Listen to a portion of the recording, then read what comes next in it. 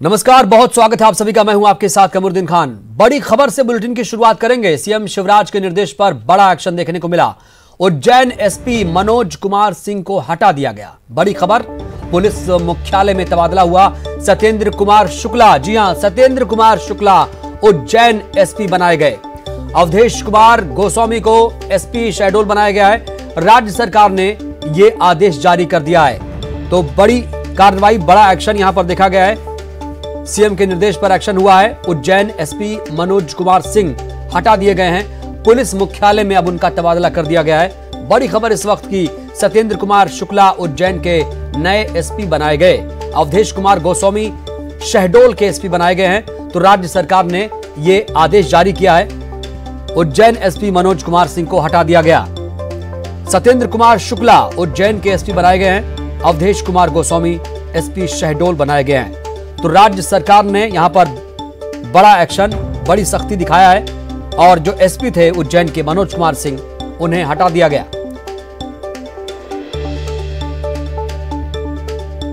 तो बड़ी खबर आपको बता रहे हैं। और साथ ही साथ सीएम शिवराज ने कहा है कि जो माफिया हैं उनको किसी भी तरीके से निस्ते नाबूद किया जाए। जहरीली शराब का पूरा मामला था, करीब इसमें 14 लोगों की जान जा चुकी है। इसको लेकर अब कहीं ना कहीं जो एक्शन है वो नजर आ रहा है, क्योंकि सीएम शिवराज ने सख्त एक्शन दिखाया। मनोज कुमार जो एसपी थे उनका तबादला किया गया। सत्येंद्र कुमार शुक्ला को अब जिम्मेदारी मिली है।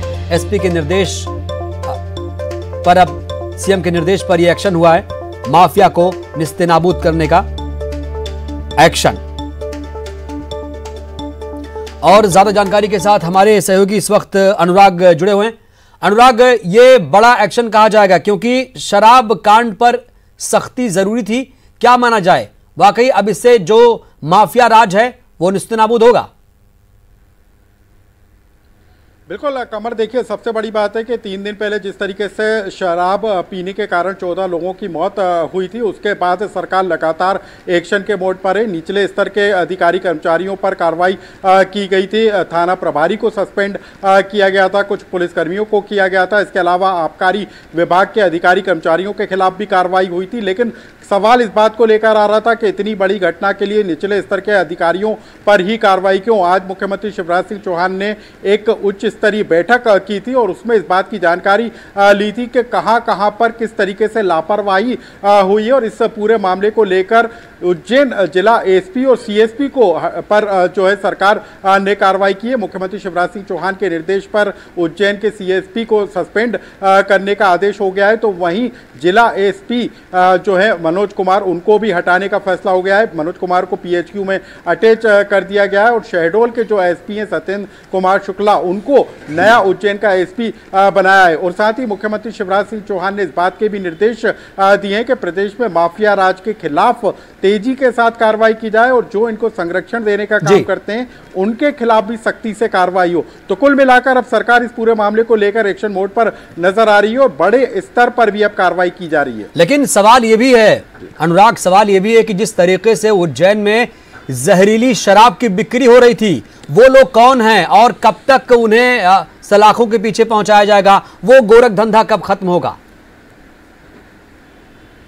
देखिए, इस पूरे मामले की जांच के लिए सीएम के निर्देश पर एक उच्च स्तरीय जांच कमेटी उज्जैन गई थी, जिसकी आज मुख्यमंत्री के साथ बैठक हुई है। और जांच कमेटी ने अपनी प्रतिवेदन जो है राज्य सरकार को सौंपा है और बताया है किस किस स्तर पर लापरवाही हुई है और इसकी एक विस्तृत रिपोर्ट भी तैयार की जा रही है। यानी कि आने वाले दिनों में कुछ और लोगों के खिलाफ भी कार्रवाई की जा सकती है। लेकिन सवाल इस बात को लेकर भी उठ रहा है कि सहायक आबकारी आयुक्त का तबादला जो है उज्जैन से कर दिया गया है ग्वालियर के लिए। कुछ अफसरों पर अभी भी कार्रवाई होना बाकी है, क्योंकि लापरवाही सिर्फ कुछ स्तर पर ही नहीं, कई स्तरों पर निकल कर आ रही है। लापरवाही के बाद जो विस्तृत रिपोर्ट राज्य सरकार को सौंपी जाएगी, उसके बाद एक बड़े पैमाने पर कार्रवाई की जाएगी। चलिए, तो आगाज कहीं ना कहीं हो चुका है मुख्यमंत्री की तरफ से। बहुत बहुत शुक्रिया आपका अनुराग, अपडेट देने के लिए। तो कुल मिलाकर जो एसपी थे उज्जैन के, उन्हें हटा दिया गया है और उन्हें मुख्यालय में अटैच किया गया है। और इस वक्त की एक और बड़ी खबर जबलपुर से, जहां पर मासूम अपहरण हत्या मामले में 3 आरोपी गिरफ्तार किए गए। दरअसल मासूम ने एक आरोपी को, एक बदमाश को पहचान लिया था, इसीलिए बदमाशों ने मिलकर मासूम की हत्या कर दी। 2 करोड़ की फिरौती मांगी जा रही थी। अमीर बनने के लिए ये लोग साजिश रच रहे थे। और आपको बता दें, मासूम का जो शव है वो नहर में मिला है। तो बड़ी खबर इस वक्त की जबलपुर से, जहां पर मासूम अपहरण हत्या मामले में 3 आरोपी गिरफ्तार हुए हैं। और जो खुलासा हुआ है ये कि मासूम ने एक आरोपी को पहचान लिया था, इसीलिए मासूम की हत्या कर दी गई। ज्यादा जानकारी के साथ हमारे संवाददाता इस वक्त जबलपुर से पवन जुड़ चुके हैं। पवन, ये घिनौनी वारदात जबलपुर में हुई थी, 3 आरोपियों को तो गिरफ्तार कर लिया गया है। कौन है इसमें मास्टरमाइंड और पुलिस इसमें क्या कुछ कर रही है?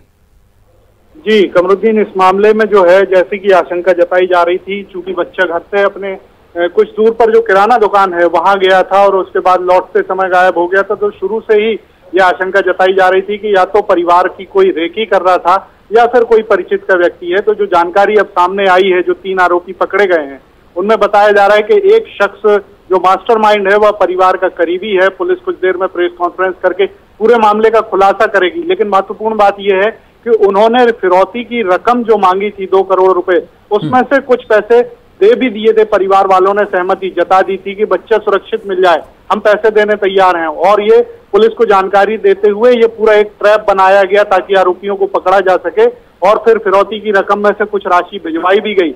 लेकिन आरोपियों ने, चूंकि बच्चे ने उन्हें पहचान लिया था, तो उन्होंने बच्चे को मार दिया और पैसे भी ले लिए। बहरहाल अब पुलिस की गिरफ्त में है 3 आरोपी जो बताए जा रहे हैं कि मुख्य हैं, जिन्होंने पूरे इस साजिश को रचा था और अमीर बनने के लिए इस पूरे षड्यंत्र को रचा था, वो गिरफ्तार हो गए हैं। और पुलिस कुछ देर में प्रेस कॉन्फ्रेंस करके इस पूरे सिनेरियो का पूरा घटनाक्रम, किस तरह से अपहरण किया, किस तरह से बच्चे को ले गए, कहाँ ले गए, किस तरह से पैसे मांगे, ये सारा खुलासा करेगा। लेकिन अभी महत्वपूर्ण बात एक जो पुलिस पर सवाल उठ रहे हैं कि आखिर अगर पुलिस को सब पता था, सारी जानकारी मिल गई थी, आरोपी कौन है, फिरौती की रकम दिलाई गई, तो फिर भी बच्चे को मार दिया गया, ये पुलिस की कार्यप्रणाली पर बहुत बड़ा सवालिया निशान है। ये पुलिस की कार्यशैली पर भी सवाल खड़े करती है ये घटना। बहुत बहुत शुक्रिया पवन आपका अपडेट देने के लिए। तो पवन ने बताया कि जो लोग इस खौफनाक साजिश को रच रहे थे वो कोई और नहीं, इसके करीबी ही थे और पूरी रेकी की गई थी। इसके लिए 2 करोड़ की फिरौती मांगी गई थी। परिवार अमीर था, इसलिए 2 करोड़ की फिरौती मांगी जा रही थी। और जब मासूम ने पहचान लिया तो उसकी तीनों ने मिलकर हत्या कर दी। और अब बात बीजेपी के संकल्प पत्र की। बीजेपी भी संकल्प पत्र जारी करने जा रही है। इसको लेकर 28 सीटों को लेकर संकल्प पत्र जारी होगा और किसान बेरोजगारों पर संकल्प पत्र फोकस रहेगा। किसान कल्याण निधि भी बढ़ सकती है, 6,000 हो सकती है कल्याण निधि। केंद्र और राज्य सरकार की राशि मिलाकर 10,000 रुपए देने का प्रावधान है। यानी केंद्र से 4,000 रुपए और प्रदेश से 6,000 रुपए मिलेंगे, तो कुल मिलाकर 10,000 रुपए देने का प्रावधान है। बीजेपी अपने संकल्प पत्र में इसे बढ़ाकर 12 से 14,000 करने का ऐलान कर सकती है। सरकारी भर्तियों का भी ऐलान होगा। आत्मनिर्भर मध्य प्रदेश पर भी बीजेपी का संकल्प पत्र फोकस रहेगा।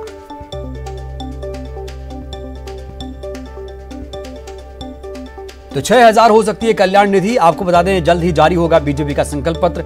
और कांग्रेस का वचन पत्र जारी हो चुका है, लेकिन अब बीजेपी ने भी इसकी तैयारी कर ली है। 28 सीटों को लेकर संकल्प पत्र जारी होगा, जिसमें किसान और बेरोजगारों पर फोकस किया जाएगा। किसान कल्याण निधि बढ़ सकती है, 6,000 हो सकती है कल्याण निधि। केंद्र और राज्य सरकार की राशि मिलाकर 10,000 रुपए देने का प्रावधान हो रहा है। सरकारी भर्तियों पर भी ऐलान होगा, क्योंकि सरकारी भर्तियां भी अटकी हुई हैं, उसको लेकर भी इसमें घोषणाएं की जाएंगी।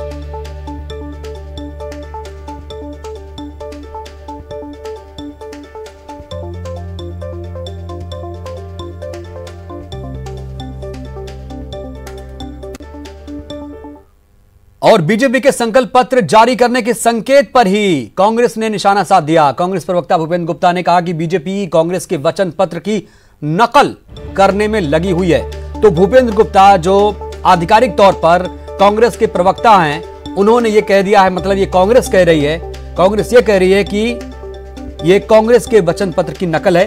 बेरोजगारों को रोजगार मिलेगा क्या? भूपेंद्र गुप्ता जो कांग्रेस के प्रवक्ता हैं, उन्होंने यहां पर बड़ा बयान दिया। तो संकल्प पत्र अभी आया नहीं, लेकिन उससे पहले यहां पर सियासत शुरू हो गई है।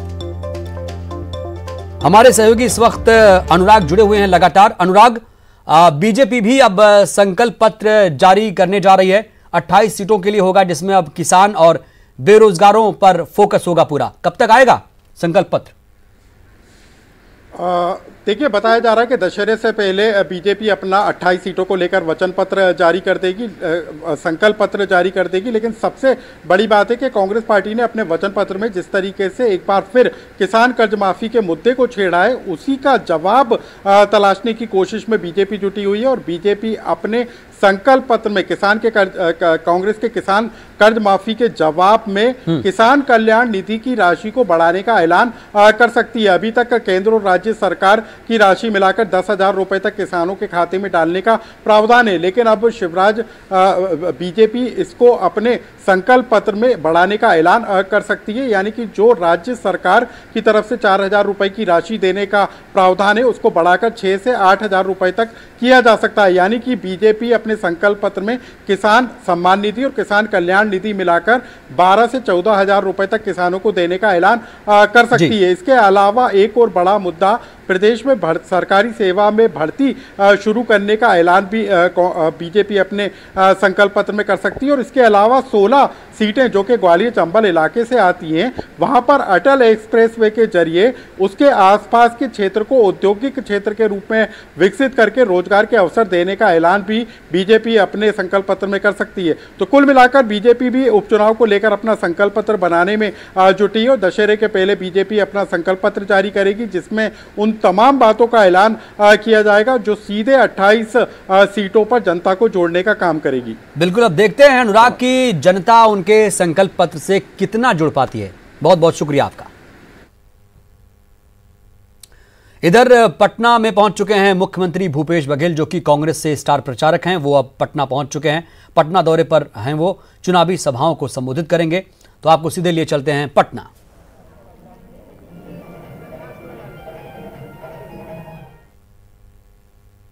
ये आम जनता विरोधी है, क्योंकि ये महंगाई, ये जितने भी अनाज है, दलहन तिलहन है, उसका रेट ये लोग तय करेंगे, जिसके सीधा असर आपके किचन में पड़ेगा। गृहिणियों के अर्थव्यवस्था, जो मासिक अर्थव्यवस्था है, वो बिगड़ जाने वाली है। इसलिए इन तीनों विधेयकों का हम विरोध करते हैं। जैसे सुशासन बाबू बताए कि 2006 में आपने लागू किया था। बिहार के जो जनता है वो 80% से अधिक लोग आज भी कृषि पर ही आधारित हैं। उनके जीवन में क्या परिवर्तन आया। दूसरी बात मैं कहूँगा, सुशासन बाबू की बात होती है, हमारे प्रधानमंत्री जी को उनको झटका देने का में बहुत मजा आता है। पहला झटका उन्होंने नोटबंदी का दिया। उन्होंने कहा पूरा काला धन वापस आया जाएगा। कितना आया बताने की जरूरत नहीं मुझे। फिर दूसरा झटका उन्होंने जीएसटी का दिया। उसमें भी बताने की जरूरत नहीं कितने व्यापारी दिवालिया हो गए, कितने उद्योगपति एनपीए हो गए। तीसरा झटका लॉकडाउन का दिया। बिना बताए लॉकडाउन की घोषणा अचानक 8 बजे प्रकट होते हैं टेलीविजन में, बोले कि अब लॉकडाउन। और लॉकडाउन का असर सबसे पहले दिल्ली की सड़कों पर दिखाई दिया, जहां प्रधानमंत्री निवास करते हैं, जहां गृह मंत्री निवास करते हैं, पूरा मंत्रिमंडल निवास करते हैं, जहां ब्यूरोक्रेट निवास करते हैं। आपके नियमों को धता बताकर लोग सड़कों पे उतर आए, लाखों के तादाद में।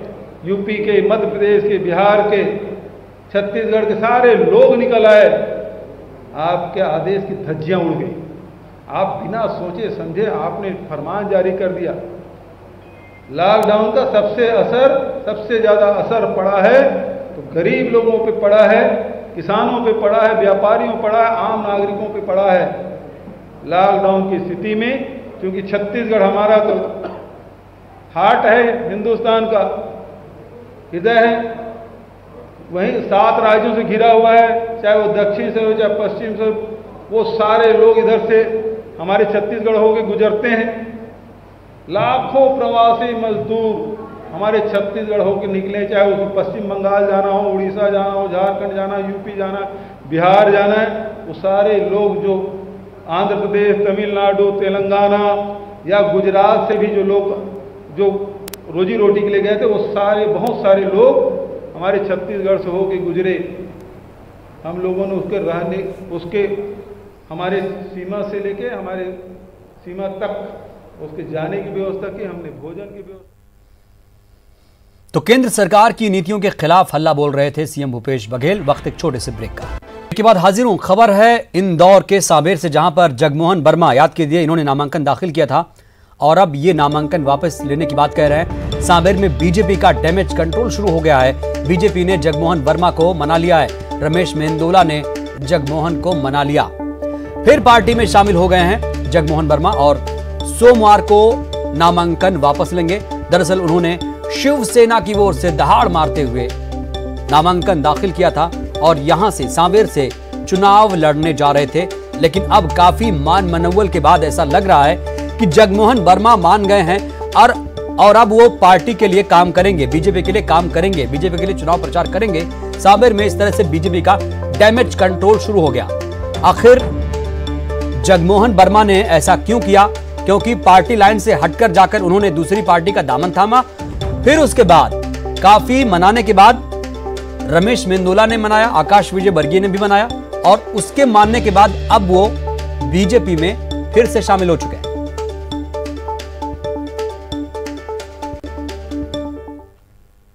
Editor in chief Rahul Joshi के साथ खास बातचीत करते हुए केंद्रीय गृह मंत्री अमित शाह ने कहा कि पश्चिम बंगाल में हालात ठीक नहीं है। इस हिसाब से वहां के बीजेपी के नेता राष्ट्रपति शासन की मांग कर रहे हैं, जो गलत नहीं है, लेकिन संविधान के हिसाब से काम करना होता है। गवर्नर साहब की रिपोर्ट क्या आती है, स्थिति क्या होती है, इसको देखकर फैसला होता है। जो है, जो कि बंगाल को देखते हैं या बंगाल में हैं, जैसे कि कैलाश विजयवर्गीय, बाबुल सुप्रियो, इन्होंने ये तक मांग की है कि वहाँ पे प्रेसिडेंट रूल लगाना चाहिए। आपकी इस पे क्या राय है? देखिए, तो पॉलिटिकल पार्टी के नेता है, स्थिति इतनी गंभीर है कि मांग करे वो उनकी जगह पे वाजिब है। जहाँ तक भारत सरकार का सवाल है, हमें संविधान के हिसाब से देखना है, गवर्नर साहब की रिपोर्ट क्या आती है, स्थिति क्या होती है, वो देखकर निर्णय होता है। परंतु भारतीय जनता पार्टी के नेता जो मांग कर रहे हैं, मैं मानता हूं कि स्थिति सच अर्थ में वहां पर गंभीर है। तो इसलिए उनकी मांग मतलब एकदम गलत भी नहीं है? मांग करना गलत नहीं है जी, पर आप ये नहीं कह रहे हैं कि स्थिति अभी ऐसी हुई है कि वहां पे प्रेसिडेंट? मैंने ऐसा नहीं कहा जी।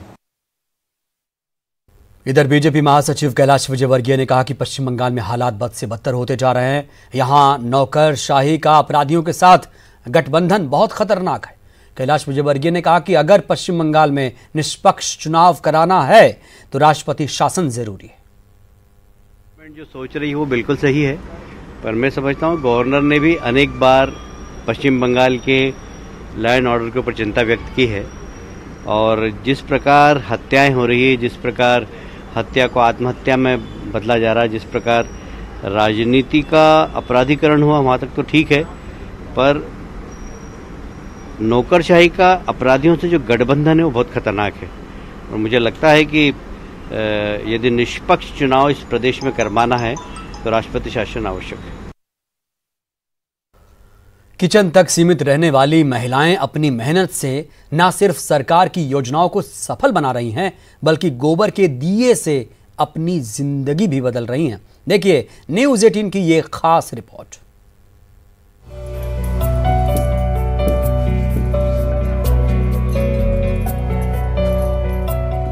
कहते हैं जहाँ चाह है वहाँ राह है। इस कहावत को चरितार्थ किया है दुर्ग के धमधा विकासखंड के गांव नंदौरी की महिलाओं ने। गांव घर में रसोई में अपना हुनर दिखाने वाली महिलाएं आज चार दीवारी से बाहर निकलकर समाज में अपना हुनर प्रदर्शित कर रही हैं। आज ये महिलाएं गोबर से अपनी तकदीर बदल रही हैं। अभी हम लोग के पास है धूप बत्ती है, होम कुंड वाला है और पचलकड़िया है, दिया है, लंबा बाती है। इतना सब चीज़ हम लोग दिवाली को देखते हुए बना रहे हैं। और दिया बनाने के लिए हम लोग को 2.5 किलो गोबर पाउडर लगता है, 1 किलो प्रीमिक्स लगता है। संगवारी महिला स्व सहायता समूह ने मुख्यमंत्री की सोच को साकार करने के लिए आधुनिक तरीकों का इस्तेमाल किया। महिलाओं ने सोशल मीडिया के सहारे दिया और बाती बनाने की मशीन तक ले ली। और फिर क्या था, समूह की सारी महिलाएं इस कार्य में जुट गयीं। आज इन्हें प्रदेश के कई जगहों से ऑर्डर मिल रहे हैं। बहुत खुशी हो रही हम लोग को कि माननीय मुख्यमंत्री जी ने ऐसा गोबर का की खरीदी करके उसके गोबर से आय प्राप्त होती है, ऐसा हम लोग को बताए हैं और महिला लोग स्वावलंबन बन रहे हैं। समूह को संचालित करने वाली लक्ष्मीबाई को यह पूरा आइडिया अखबार और मीडिया के जरिए सरकार की नरवा गरबा गुरबा और बारी योजना के बारे में जानने के बाद आया और मुख्यमंत्री के सपनों को साकार किया। महिलाओं के द्वारा दिया, गोबर के कंडे, बाती, धूप बनाई जा रही है। इसके अलावा सजावटी सामानों का भी निर्माण किया जा रहा है। सबसे खास बात ये है कि महिलाएं पर्यावरण का भी ख्याल रख रही हैं। दिया बनाने का काम मुझे बहुत अच्छा लग रहा है और इससे बहुत सारे उपयोग होते हैं। जैसे हम दिया बनाते हैं तो वो वेस्ट नहीं होता है, जैसे जल के उसको ये कर लिए तो उसे खाद का काम भी आ जाता है। और जैसे वो टूट गया बनाते हुए, अगर वो दिया टूट जाता है तो उसे हम फिर से इस्तेमाल कर सकते हैं, उसका पाउडर बना के फिर से दिया बना सकते हैं। महिलाओं के इस कार्य को बढ़ावा देने के लिए छत्तीसगढ़ राज्य आजीविका मिशन का भरपूर सहयोग मिल रहा है। महिलाओं को प्रोत्साहित करने से लेकर उनके उत्पादों को मंच दिलाने के लिए विभाग लगातार प्रयास कर रहा है। अभी तक हम लोग जो हमारी संगवारी एसएचजी की दीदियां हैं वो बहुत बढ़िया काम कर रही है, तो उनके उत्साह को हम देखते हुए उनको बिहान के बारे में बताया और अब अपने बिहान योजना से जोड़े। उसके बाद फिर हमने इनका आरएफ की राशि के लिए, प्रोत्साहन राशि के लिए भी फॉर्म वगैरह भरा हुआ है। राज्य सरकार की योजना ने दुर्ग की महिलाओं की जिंदगी बदल दी है, जिसके लिए महिलाएं सरकार का गुणगान कर रही हैं। आज गोबर से महिलाएं अपनी जिंदगी संवार रही हैं और आर्थिक रूप से मजबूत भी हो रही हैं। दुर्ग से न्यूज़ 18 के लिए मिथिलेश ठाकुर की रिपोर्ट। और अब बात उस शुभ घड़ी की जिसकी खरीदारी के लिए इंतजार रहता है, और ये खुशखबरी लेकर आया है अमेज़न, वो भी त्योहारों के दौरान, क्योंकि त्योहारों में खरीदारी हमारी परंपरा है। ऐसे में उस खरीदारी पर अगर बम्पर छूट मिल जाए तो फिर हो गया ना सोने पर सुहागा। अमेज़न ग्रेट इंडियन फेस्टिवल वही सुहागा है जहां ब्रांड तो बड़े बड़े हैं लेकिन दाम बेहद कम। तो आइए देखिए आज की खरीदारी में क्या है आपके लिए बेहतरीन डील। खुशियों का दरवाजा खोले अमेज़न ग्रेट इंडियन फेस्टिवल के साथ। ये है आज की top deals. OnePlus Nord 5G 27,999 रुपए की शुरुआती कीमत से। TCL Full HD Android LED TV अब मात्र 17,999 रुपए में। Redmi 9A अब पाएं 6,799 रुपए में। Fully automatic top load washing machines अब 8,499 रुपए से शुरू। बोथस्टोन 175 वॉट ब्लूटूथ स्पीकर अब 999 रुपए में। वायरलेस हेडफोन्स मात्र 899 रुपए से शुरू। Amazon Great Indian Festival live now. Bulletin में इतना ही। नमस्कार।